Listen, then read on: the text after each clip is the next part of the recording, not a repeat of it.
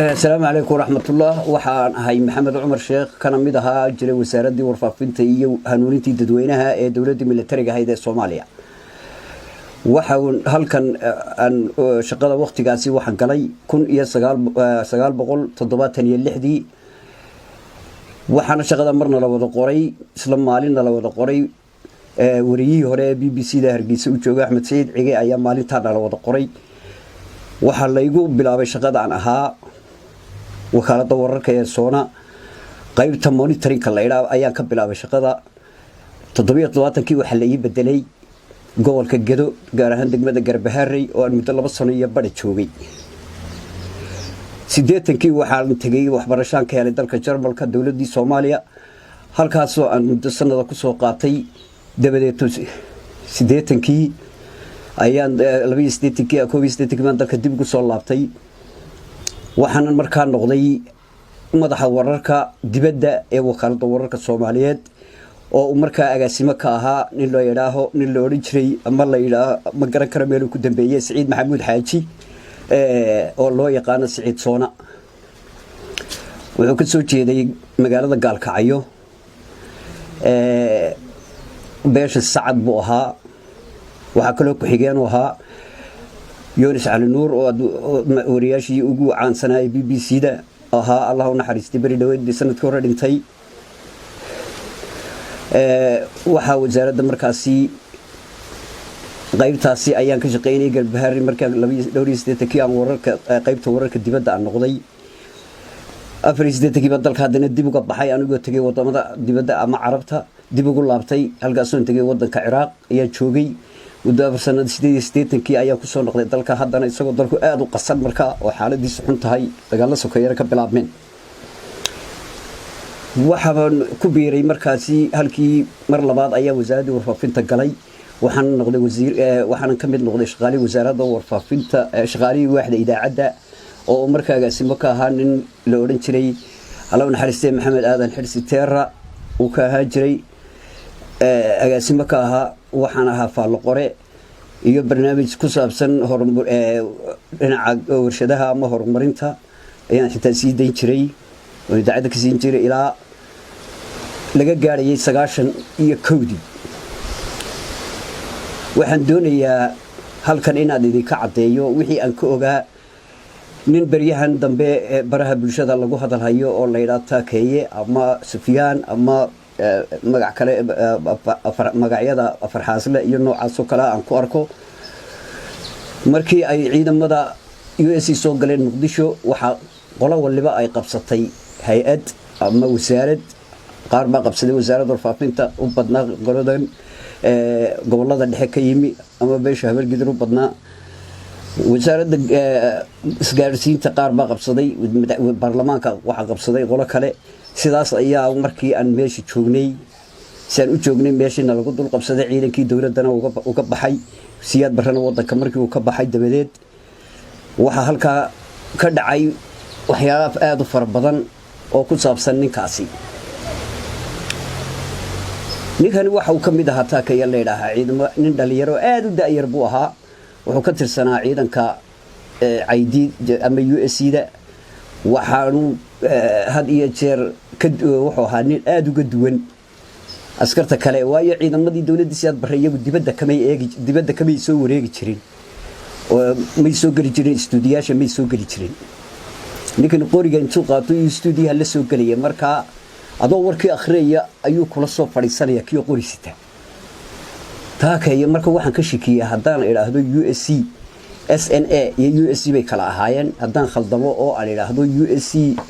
oo siyaad barra ama USC oo General ID aan kala garan waaye marka isoo ka khaldamo bilo kugu dhufay darteed baan horta halka uga shakisanaa Taakeeye waxa uu markii dambe sameeyay askartii kale ee meesha la joogtay intuu iska baxay ayuu wariyaashii iska raacay soo qorisita taw kaga duwan horta askarta taas ay hayd waxa wasaaradda warfaafinta markaa ila joogo reer Boorama ah oo la oran jiray Allah u naxariistay Xasan Aya Boqorre oo adeerkay ahaa oo wararka General Aidid ama USC-da u turjumi jiray Ingiriisiga soo saari jiray bulletin la oran jiray Soora ay lahayd oo wararka Ingiriisiga lagu qoro Xasan Aya Boqorre la oran jiray waxa waxa kaloo ila joogay nin Allah u naxariistay barkhad cawaal leeyahay isaguna reer Boorama ahaa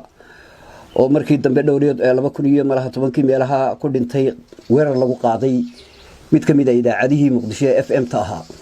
lagu qaaday marka sheekada ninkan waxaan ku soo wardu wajiga ahaan waan garanayay waxa uu wariyaashan meesha lagu laayay dhamaantoodna nin kaliya mooyaan Abuukar leeyahay mooyaan waan wada aqaan hadday tahay seedanteena ninka leeyahay ka hadlayay isla arrinkan waan dhamaantood waa Abuukar kaas baan aad si garanayn maalmaha bishii markii ciidankii USD meesha ay soo galeen ninkan oo meesha wasiirkii la keenay gacmo dheere ee warfaafinta uu horeeyay dawladda USD ninkan uu yimid muddo aan la shaqeynay dhaqdhaqaaqiisii aan arkay wuxuu maalin weydiiyay qolada hoos buu weydiiyay waxaan ku yiri saaq baana nin walba weydiinay sababta saaq weeyna waxa ay ahayd waxa jiray dareen ama ay ka tirsanayeen beelaha USD in urur la magac mucaarad ahaa oo loo oran jiray SDA oo hogaamin jiray loo naxariistay jaamac Rabiilo Good idaacada BBC ay sheegtay inay dagaal ay ugu heelinayaan beelaha daarood ama dawladdiisa barra ugu heelinayaan ay gadabuursigu la galeen oo ay u heelinayeen sida darteeda USD ay dagaal la galeen oo USD ka hor yimaadeen dagaalna Jowhar iyo beledweyne dhexdeeda ay kula galeen godob bay noqotay taasi dad badan oo samaroon oo ka soo safrayay Muqdisho Jowhar ila beledweyne aad loogu dhibay arrinkaasi godobna ay u qaateen si xun loogu bahdilay ama loogu qaarna ay ku dhinteen sidaas ay u kaliftay marka uu iga tagay ninkaas uu iga tagay taakaya leeyahay haddana magaalo meeshana ma joogin wax isaaq leeyahay oo wariyaasha meesha joogay ku xidhnaa waxay ahaayeen kuwa inta badan u dhashay koonfurta marka laga reebo aniga odaygaas ku hadhnay odayga waxaan ku yiri arrinkii wuxuu yahay maxaa yeelan iska tagna meesha xasan ayo adeero inaga meesha waxyaalo badan baa soo kordhay inaga mari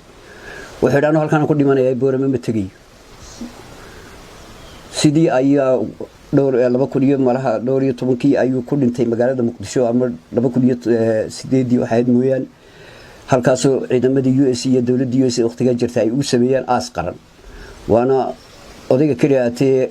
xabaashiisu ay ku taala ilaa imika wasaaradda warfaafinta dhexdeeda laga arki karo reer Boorama haddii markaan dib u raacno ninkani dhaqdhaqaaqiisa markaan eegay hawshiisu sida wax socdaan markaan eegay waxaan qoriga maba dhigo wariyaashu daba soconaya midba meel buu la galaya midba meel buu studio kula galaya si adoo warkii akhriya markaasaan gartay in meeshan ninkan wax kale meesha ay ka soo socdaan sidii ayaan maalinta qoladeyda i weydiiyay ayaan shiki badan ay galay sidii baan 2019 bishii labaad dhamaadkeedii bisha saddexaadna ay bilaabanaysay isla 2019 ayaa kaga soo tagay sidaas ku tagay kaga imi oo u galay dalka Kenya aan u baxay marka dadkan uu laayay waxa ka horeeyay nin isaguna dhintay oo loo oran jiray MMJ oo inuu ma jeerteen ama dhul bahanta mid buu ahaa wuxuu ninkaas qaabilsanaa kaydka idaacada ayuu qaabilsanaa MMJ baa loo oranayay uu ka horeeyay shanta wariye meesha ku dhibatay uu ka horeeyay ninkii ugu horeeyay lagu dilo ahaa meesha isagoo idaacada ka soo baxay intaanu meesha ceelgaabta leeyahay intaanu gaarin ninkii garanaya xabar iyo wasaaradda warfaafinta iyo ceelgaabta isku jiraan oo la garanaya ayuu halka ku dhintay oo halkaas lagu dilay marka inta badan ninkaas wax meesha ku dhintay ninkaas ugu horeeyay inta kale way ku xigeen sida ayaan kan uga shakiyay inuu nin dila ahaa oo nin gabareyn ahaa oo nin qori sitay qori uu la wareegayo oo ahaa oo aadna u daayara dadkan yaraanta qoriga ku qaatay oo ahaa dawladda USA maamulkii USC da ahaa marka ninkaas nin wax dili karo ahaa cabsi baa iga gashay sida ayaanan u aaminsanahay inuu ninkaas intaas wariye dili karo sidaasan ku aaminsanahay anigu